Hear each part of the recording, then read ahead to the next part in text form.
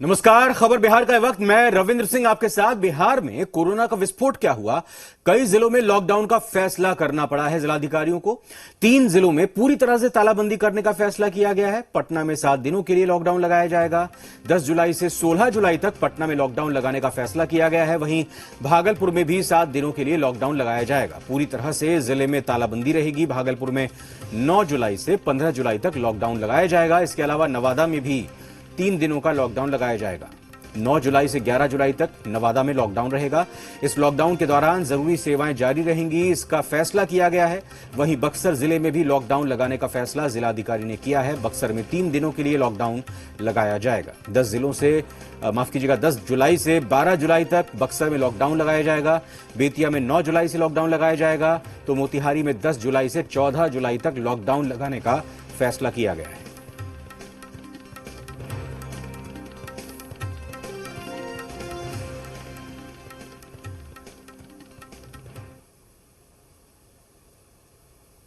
इधर पटना में लॉकडाउन लगने के फैसले पर सियासत भी गरमाई हुई है। कांग्रेस ने कहा है कि जब सीएम के घर कोरोना का कहर टूटा तो नींद से जागे। वहीं आरजेडी ने कहा कि सरकार चुनाव की तैयारी में जुटी रही और सूबे में संक्रमण बढ़ता गया।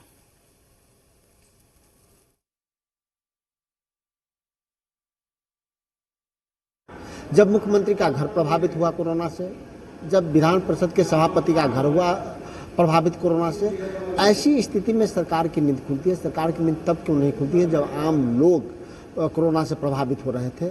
अभी भी वक्त है, संपूर्ण बिहार, संपूर्ण विपक्षी दल सरकार के साथ है कोरोना की लड़ाई में। लेकिन वक्त है कि सरकार भी विपक्षी दलों के साथ, एक्सपर्ट के साथ बात करे कि किस प्रकार से हम कोरोना से लड़ें।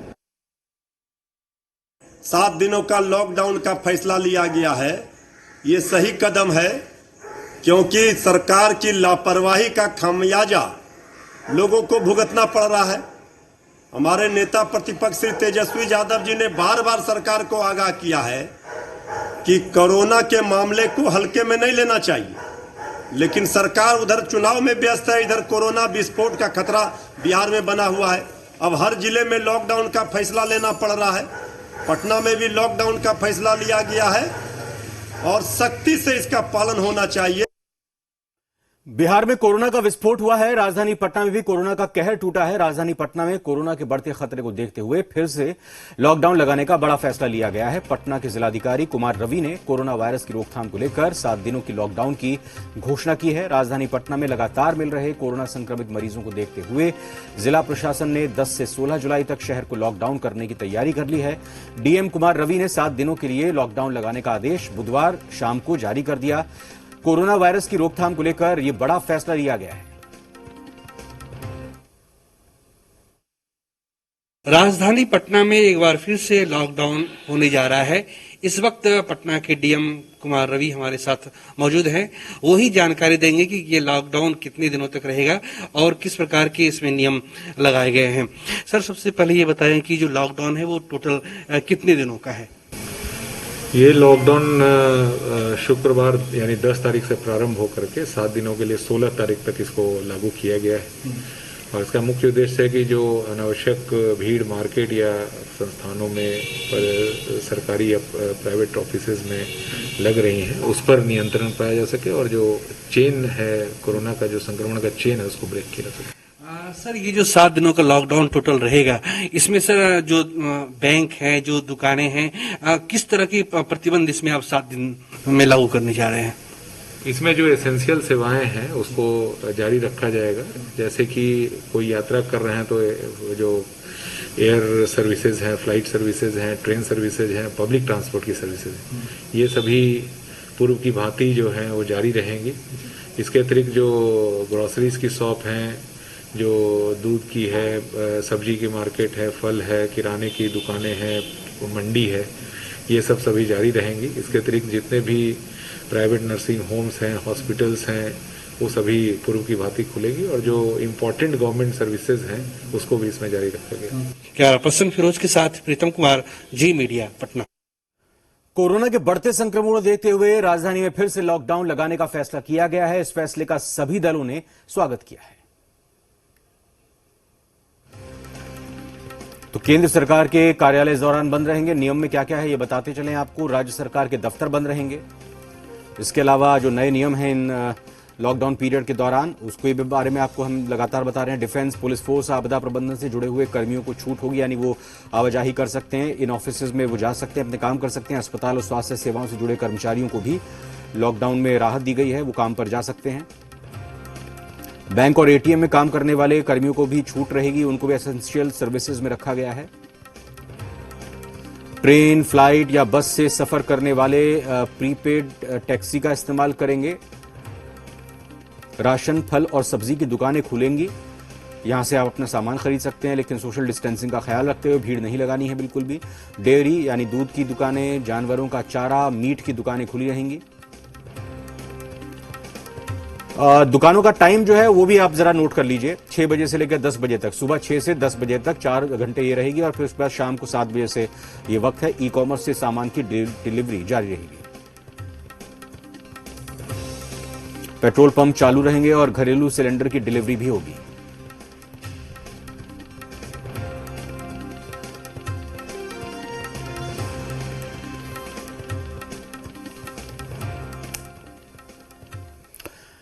कोरोना के बढ़ते संक्रमण को देखते हुए राजधानी में फिर से लॉकडाउन लगाने का फैसला किया गया है और इस फैसले का सभी दलों ने स्वागत किया है।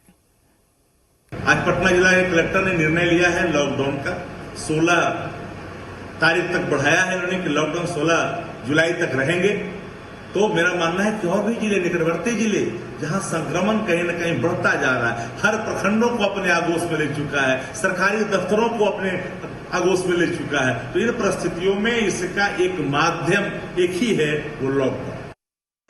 पटना के नागरिकों की हिफाजत के लिए, उनकी सुरक्षा के लिए प्रशासन द्वारा तय इस लॉकडाउन को पूरी तरह सफल बनाए जाने के लिए जनता से भी हमारी अपील और गुजारिश है कि इस दौरान बाहर नहीं निकलें और घरों में भी सोशल डिस्टेंसिंग का पालन पूरी निष्ठा और ईमानदारी के साथ करें। बिहार सरकार के निर्देश के बाद पटना जिलाधिकारी ने 10 जुलाई से 17 जुलाई तक लॉकडाउन का निर्णय लिया है। इसका हम सभी को स्वागत करना चाहिए और लॉकडाउन के नियमों को हम 100% पालन करके लॉकडाउन को सफल बनाएं और कोरोना के इस कहर से निपटने में हम सभी सहयोग। पटना में फिर से लॉकडाउन का ऐलान कर दिया गया है। 10 जुलाई से 16 जुलाई तक यह लॉकडाउन रहेगा। इस फैसले के बाद राजनीतिक गलियारे में हलचल है। इस ऐलान के बाद नेताओं और पदाधिकारियों से गुलजार रहने वाला वीरचंद पटेल पथ का हाल क्या है, यह जाना हमारे संवाददाता शैलेंद्र ने। राजधानी पटना में कोरोना के बढ़ते संक्रमण को देखते हुए फिर से लॉकडाउन का फैसला लिया गया है।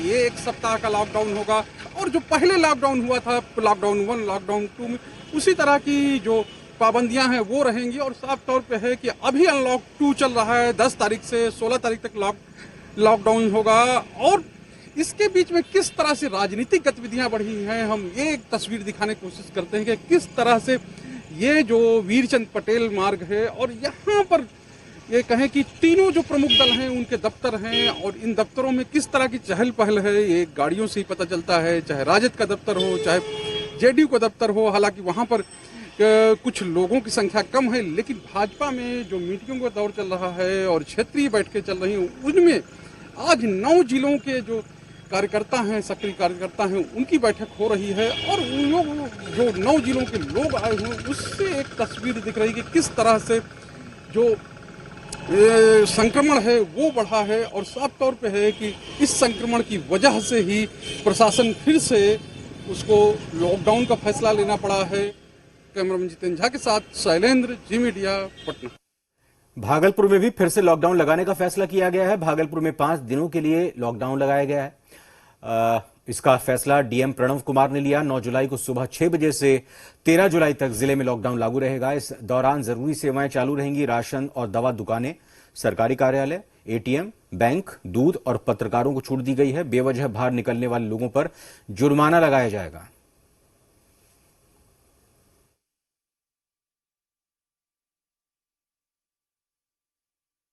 से 16 तारीख की सुबह 6 बजे तक ये तथाकथित जो हम लोग प्रतिबंध लगा रहे हैं, ये प्रतिबंध प्रभावी रहेगा।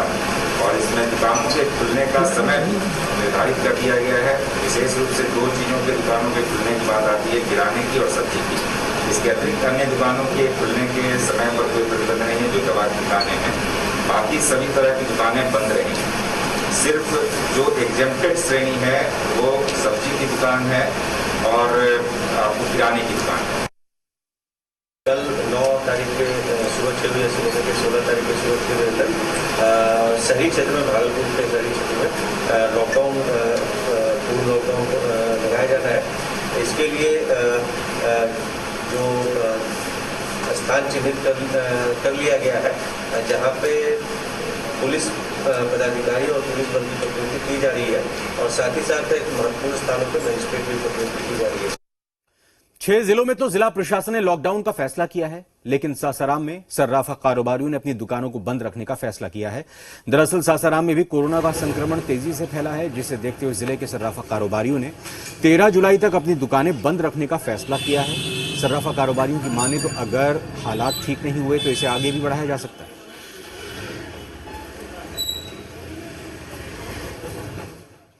हम सासाराम के 100 व्यवसायी भाई अपनी अपनी दुकानों को फिलहाल रविवार तक के लिए बंद किए हुए हैं और आगे जैसा होगा वैसा कार्रवाई किया जाएगा। क्या नाम है?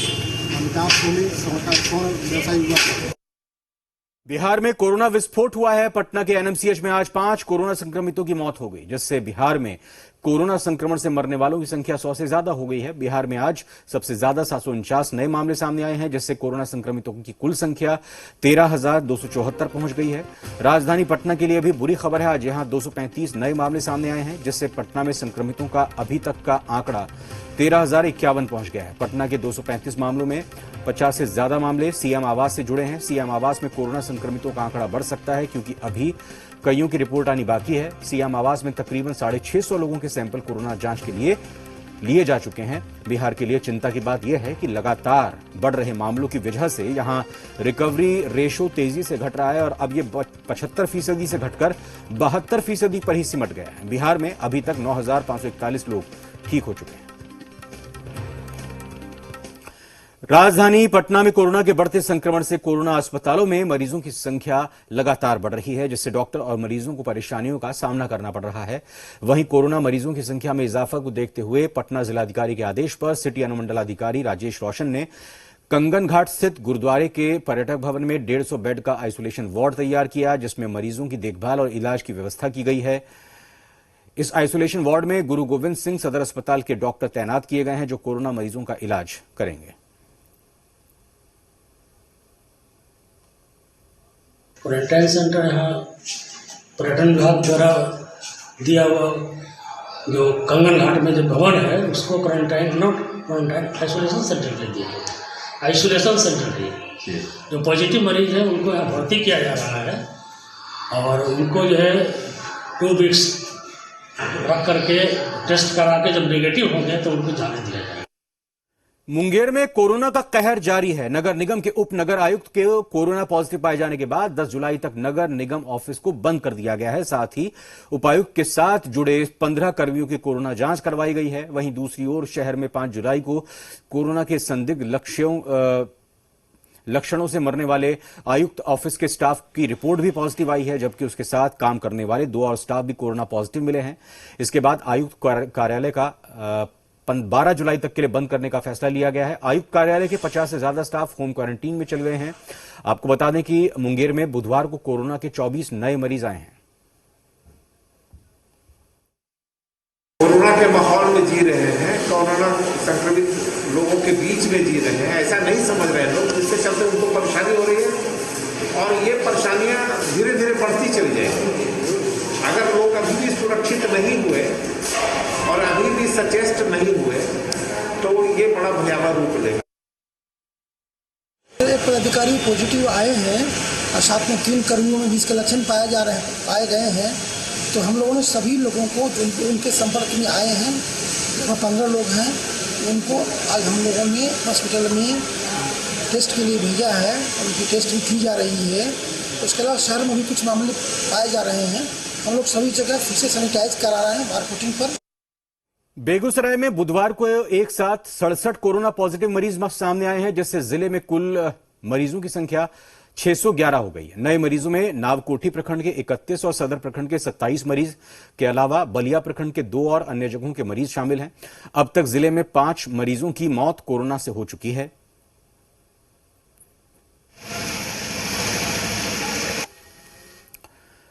पटना में बिजली गिरने से 12 लोगों की मौत हो गई और इस पर सीएम नीतीश कुमार ने शोक जाहिर किया है। आपको बता दें कि बिहार में कुल 6 जिलों में लोग वज्रपात का शिकार हुए थे, जिसमें भागलपुर, मुंगेर, कैमूर, जमुई और गया में एक एक शख्स की मौत हुई है। ऐसे में अब सीएम ने मृतकों के परिजनों को 4-4 लाख का मुआवजा देने का निर्देश दिया है। साथ ही लोगों से वज्रपात को लेकर सजग रहने की अपील की है। मधुबनी के फूलपरास में जिन 2 बच्चों के माता पिता और बाबा की वज्रपात में मौत हो गई थी, उनका पालन पोषण अब नाना नानी के घर पर हो रहा है। नाना का कहना है कि दोनों बच्चों को पालेंगे। सरकार की ओर से दी जाने वाली सहायता देने के लिए आपदा मंत्री लक्ष्मेश्वर राय पहुंचे। हम मधुबनी के फूलपरास में हैं और सुगापट्टी ये गांव है और यहाँ पे 2 बच्चे हैं। ये क्या नाम है तुम्हारा? चांदनी कुमारी। और तुम्हारा? दिलखुश कुमार। ये दोनों देखिए नादान हैं, इनको पता नहीं है, लेकिन इनके सर से इनके माता पिता और इनके बाबा तीनों को साया उठ चुका है। और ये कह सकते हैं कि ये आसमानी आपदा थी जिसको वज्रपात कहते हैं, जिससे इस साल ही लगभग 200 से ज्यादा लोग अभी तक जो है इस आपदा का शिकार हो चुके हैं। और आज इन बच्चों को ये कहें कि सरकार की ओर से जो राहत दी जाती है वो एफडी के रूप में पैसा इनको दिया गया है। और साफ तौर पे है कि कितनी बड़ी त्रासदी है अभी जानते नहीं है, लेकिन जो एक तो कहें कि आसमानी आपदा जो प्राकृतिक आपदा हुई है वो है। और खुद जो यहाँ पे मंत्री हैं, आपदा प्रबंधन मंत्री हैं, वो देने आए हैं राहत बच्चों को। सर क्या कहेंगे, किस तरह से लगता है? देखिए, प्राकृतिक घटना है। बिहार सरकार जहाँ जहाँ आपदा में लोगों को वज्रपात हो रही है, राज्य सरकार की ओर से उस परिवार की सुरक्षा के लिए, परिवार के भरण पोषण के लिए 4-4 लाख रुपया मुआवजा राशि दिया जा रहा है। उसी परिप्रेक्ष्य में आज ये लोकहा विधानसभा के अंतर्गत फुलपरास प्रखंड के ये सुगापट्टी गांव में पिछले 2 तारीख को 2 जून को घटना हुई थी। उसी परिप्रेक्ष्य में आज फिरोज के साथ शैलेंद्र, जी मीडिया, मधुबनी। देश के शहरों को आधुनिक रूप देने के लिए प्रधानमंत्री नरेंद्र मोदी ने 25 जून 2015 स्मार्ट सिटी मिशन की शुरुआत की थी। प्रधानमंत्री का सपना था कि देश के कई शहरों की तस्वीर बदले। राजधानी पटना का भी चयन इसी स्मार्ट सिटी के तहत हुआ था। फिलहाल राजधानी पटना में स्मार्ट सिटी के तहत कई परियोजनाओं का काम बंद है। म्यूजियम के दोनों तरफ नाले का निर्माण किया जा रहा था, लेकिन 1 साल से निर्माण अधर में लटका हुआ है। ज्यादा जानकारी रुपेंद्र श्रीवास्तव दे रहे हैं। पटना को स्मार्ट सिटी बनाने की कवायद चल रही है, लेकिन नगर निगम की लापरवाही साफ देखने को मिल रही है। पटना पुराना जो म्यूजियम है उसकी बात करें तो उसके दोनों साइड में देखिए किस तरह से जो है कि नाले का निर्माण किया जा रहा था और पूरी तरह से ये घटिया एक तरह से कहा जाए निर्माण किया गया है। और दोनों तरफ अभी हम जो है आर्ट कॉलेज है उसके ठीक सामने वाले हिस्से के पास है। दोनों तरफ हम दिखाना चाहेंगे कि दोनों तरफ जो है निर्माण करके आधा निर्माण करके उसी तरह से छोड़ दिया गया है। और सड़क को जो यहाँ सड़क है उसको आधे सड़क को जो है उस पे बैरियर लगा दिया गया है और इधर से गाड़ी आने जाने में भी काफ़ी परेशानी हो रही है, गाड़ियों को, लोगों को परेशानी हो रही है। वहीं दूसरी तरफ की बात करें तो कोतवाली थाने जो है उस हिस्से के तरफ की बात करें तो उधर भी ऐसा ही स्थिति है। जितेंद्र झा के साथ रुपेंद्र श्रीवास्तव, जी मीडिया, पटना। नमामि गंगे परियोजना के तहत बिहार का पहला सीवरेज ट्रीटमेंट प्लांट तैयार हो गया है। राजधानी पटना के करमलीचक में बना है ये। एसटीपी रोजाना 37 मिलियन लीटर पानी साफ करेगा। फिलहाल ट्रायल सफल हो गया है और बादशाही पैन होते हुए करमलीचक एसटीपी का पानी पुनपुन नदी में गिरेगा। क्या है इस एसटीपी की खासियत, बता रहे हैं संवाददाता प्रीतम कुमार। नमामि गंगे परियोजना के तहत बिहार का पहला एसटीपी यानी सीवरेज ट्रीटमेंट प्लांट बनकर लगभग तैयार हो गया है। हम इस वक्त पटना के बाहरी हिस्से करमली चक में मौजूद हैं और इसी करमली चक में जो है इस एसटीपी को बनाकर तैयार किया गया है। इस सीवरेज ट्रीटमेंट प्लांट बनने के बाद सबसे ज्यादा फायदा अगर किसी को होगा तो वो पुनपुन नदी को होगा। दरअसल अभी जो पटना में जो घरों से जो कचरा निकलता है, जो नालों से जो कचरा होकर बाहर आता है, वो सीधे बिना साफ किए हुए पुनपुन नदी में गिर जाता है। लेकिन जब ये एसटीपी काम करने लगेगा तो पुनपुन नदी में जो गिरने वाला पानी होगा वो बिल्कुल साफ होगा। कैमरा पर्सन दयानाथ ओझा के साथ प्रीतम कुमार, जी मीडिया, पटना। बिहार एसटीएफ को बड़ी कामयाबी हाथ लगी है। एसटीएफ ने खगड़िया से 2 हथियार तस्करों को पकड़ा है। गिरफ्तार तस्कर के पास से 15 पिस्टल का सेट मिला है। दोनों गिरफ्तार तस्कर से एसटीएफ की टीम पूछताछ कर रही है।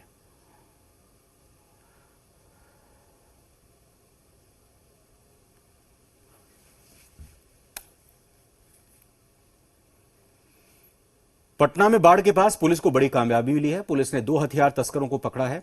गिरफ्तार तस्करों के पास से 4 पिस्टल, 4 मैगजीन मिली हैं। बताया जा रहा है कि गिरफ्तार दोनों तस्कर उत्तर प्रदेश के रहने वाले हैं और बाइक से हथियारों का ये जखीरा लेकर पहुंच रहे थे, या कहें कि पहुंचाने वहां पर जा रहे थे। अथमल गोला पुलिस ने दोनों को सबनीमा लाइन होटल के पास से गिरफ्तार किया। कैमूर जिले के सदर अस्पताल के बड़ा बाबू अनिल कुमार को पुलिस ने रिश्वत लेते रंगे हाथों गिरफ्तार किया। गिरफ्तार बड़ा बाबू अनिल कुमार एरियर भुगतान के नाम पर आदेशपाल से रिश्वत ले रहे थे। सदर अस्पताल के आदेशपाल की पहल पर पुलिस ने कार्रवाई की है। आदेशपाल ने बताया कि एरियर भुगतान के नाम पर बड़ा बाबू अनिल कुमार रिश्वत मांग रहे थे। आदेशपाल का 1,433,000 रुपए का एरियर बना था, जिसमें 4,000 रुपए घूस मांगे जा रहे थे। वहीं एक और कर्मी है, उनका 1 लाख रुपए एरियर बना था, जिसमें 25,000 रुपए की मांग की गई थी। हॉस्पिटल भगवा के एक आदेशपाल है अनिल कुमार, यह है और सूचना दी कि अस्पताल के ही एक कर्मी डिमांड हुआ था, पैसा भी दिए। कैसा पैसा? रियल कितना आया था? कितना पैसा दिए, क्यों दिए? 11,000। कितना कमीशन मांगा? 14,000। अब बात कितना हुआ था? 14,000 दिए ना, बात कितना पड़ता? बात 25,000। और इसी के साथ खबर बिहार में फिलहाल इतना ही।